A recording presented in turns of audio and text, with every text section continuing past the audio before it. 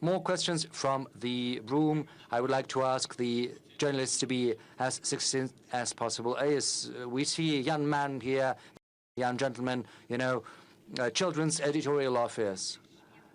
Good afternoon, Mr. President. My name is Maxim Zakharov. I'm with a Children's Editorial Office. Recently, you said that sometimes you drive a car across Moscow streets incognito,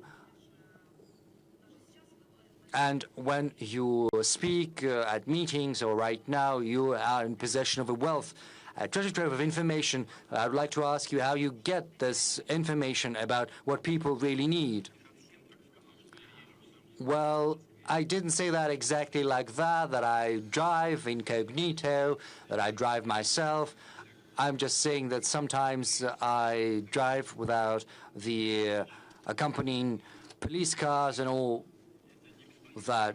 And, these voyages, as it were, are useful because from the car window, it's very interesting to look not just at the road I usually take to get from my residence to the Kremlin and vice versa. It's very interesting to look at different neighborhoods of Moscow. It's interesting and curious to see what's happening around.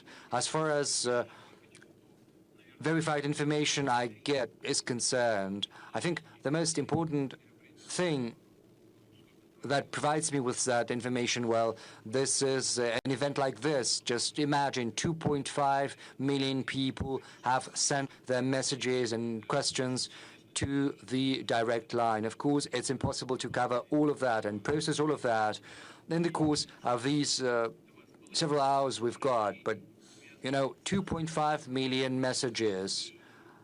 There are about issues that people hold dear to their heart. This will be processed by AI for a year. This information will be processed by my loyal assistants from the Popular Front. This is the front. This is the source of information about what people really need and what they're interested in. And of course, I get information from special services as well as from law enforcement agencies.